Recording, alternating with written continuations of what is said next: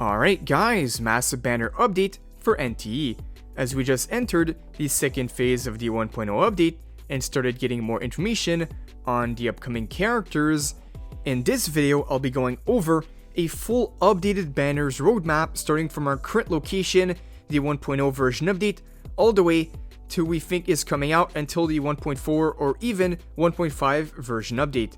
We actually have a crazy amount of potential characters already being teased. Also, a quick announcement before we begin. I also recently gave out a few monthly passes on each channel, but for this video, I'll be doing something different, giving away a free Hotori to one of you guys. It's pretty simple to enter. Just be a subscriber, like the video, and leave a comment down below. For one lucky winner, we'll be able to get enough pulls to guarantee Hotori in NTE, or if they want, they can simply save those pulls for a future character instead. This giveaway will be exclusive for this video. Any full rules will be down below in the comments as well. Seriously though, thank you guys so much for the support recently. We're just about to hit 3k subscribers in less than 1 week, which is actually pretty insane. So stay tuned for more NTE updates, guides, banner news, and of course roadmap videos just like this one. But alright, now that we have all that out the way, let's not waste any time and go over all the upcoming confirmed and upcoming characters. Starting with our current point in the roadmap, version 1.0 phase 2. This part is fully official already, but for a quick recap, we just entered the second phase of 1.0 this week, and the Hotori banner is now officially live. Hotori, the brand new S-Rank Cosmos character, and her banner will be available until June 3rd, which means once the 3 weeks are up, and once that banner ends, we'll officially move into the 1.1 version update. Now the good news is the 1.1 banners are also basically confirmed already. The drip marketing dropped right before I started covering NTE content, so I never actually got the chance to fully talk about it, but the two S-Rank characters from 1.1 are now fully locked in with Lacrimosa and Chaos. Now the big question now is the banner order and what exactly these characters do, so let's go over it. Starting with the expected first phase banner of 1.1, we have Lacrimosa. So Lacrimosa was drip marketed first, and usually in these type of games, whoever gets revealed first ends up becoming the phase 1 banner. And at the moment, Lacrimosa also has by far the most information available between the two upcoming characters. Between Lacrimosa and Chaos, we for sure know a lot more on Lacrimosa. So let's go into detail about this character. Lacrimosa is expected to be a Chaos element main DPS with a kit focused around DOT. It seems she'll be doing more damage over time than being like a burst DPS character like Hotori for example, and she's also connected to the E.T.D faction, and her gameplay looks honestly really unique compared to most characters we've seen so far. We're already able to play her at the very start of the game, kind of like a trial before the character comes out, and her entire kit seems to revolve around applying nightmare stacks onto enemies and then detonating or triggering massive burst damage once those stacks build high enough, and she'll also be doing damage over time. And yeah, so she was playable briefly during the tutorial section, so some players already got an early feel to how she works, and from everything we've seen so far, she generally looks pretty insane. In the early beta gameplay, she can apparently copy anomaly abilities, temporarily transform, and even use enemy style attacks. And she also has, I believe, 2 ultimate animations, including one where she literally dismantles a car, the one we saw, and another where she launches multiple trucks at the enemy, which honestly already makes her one of the coolest looking characters in the game.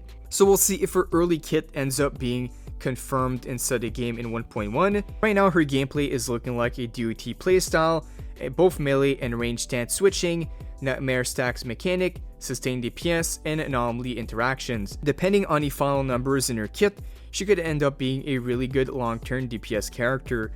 Now moving on to the second phase of 1.1, we have Chaos. Now unfortunately we don't have as much info for Chaos, but all we know is that Chaos is part of the E.T.D as well in the 6th Platoon, and currently he's definitely the more mysterious character out of the two. We don't really know his combat abilities, his exact role, playstyle. Most of the information going around right now pretty much comes from his trailers and the data mines and the early promotional material, but based on the way he's being positioned, there's a high chance he synergizes really well directly with Lacrimosa or the future characters, because there's a chance he has more the role of a sub DPS or support type of character instead of being a main DPS. But for now, we'll have to wait until the official 1.1 special program for more concrete gameplay details, and that should be right around the corner. So if that 1.1 is basically set, we got Phase 1 Lacrimosa and Phase 2 Chaos. Now we can move on to beyond 1.1 into the 1.2 and later versions. This is where things start getting really interesting. There are honestly way too many characters already being teased or that we can expect to become playable, which means the next few updates are probably stacked all the way up into 1.5 or potentially even further if they continue doing the 2 characters every patch. A lot of these names comes from the trailers, story appearances, beta files, and early info. Of course, none of this is fully guaranteed, but there's a very good chance many of these characters eventually become playable. So here we can go over each character one by one. So first we got Alphard. Alphard is tied to the Bureau of Anomaly Control and seems to be a very high ranking position. We still haven't seen her actual combat gameplay, but based on the story presentation, she definitely feels like an important future S-rank character. Next up, we have Akane Rin. She's another character we expect to become playable in the future. She's connected to Lions and honestly has been getting more attention recently because her voice actor already appeared in official promotional stuff. Usually that happens and means the character is already into development.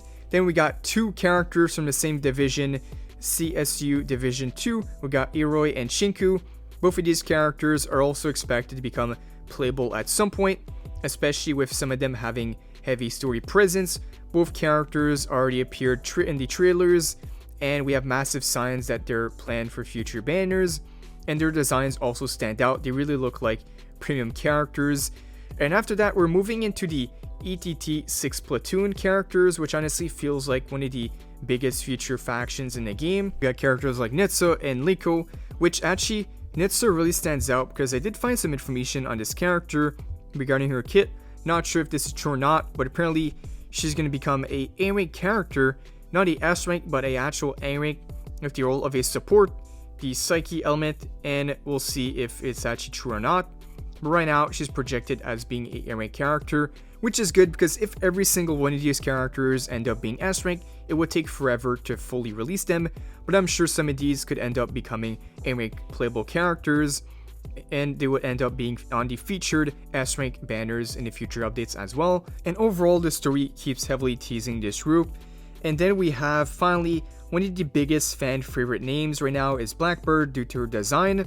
A lot of early speculation points to her potentially becoming a chaos type character, and from what I found, she's going to be a attack chaos S-rank character playable in future updates, and from the looks of it, should be quite a hype character. So we have quite a lot of banners on the way, and this is exactly why the roadmap for NTE is looking so promising right now. Even though the game just launched, there's already enough teased characters for multiple version updates. There's a ton here for both S-ranks and A-rank versions of the characters to release, so the future roster honestly already looks pretty stacked. Now obviously, this can change, especially the release dates, we don't know that yet, and the kits can be adjusted, but for now, this is just a rough roadmap we're heading toward over the next several patches. But yeah guys, this is pretty much everything we currently know about the future NTE roadmap from 1.0 to potentially the 1.5 banners and beyond. Let me know which character that we saw in this video are you most excited for. This will now conclude everything for today. So if you guys want a chance to enter the free Hotori giveaway, rules will be down below. And for now, thank you guys for watching, and I'll see you all in the next one.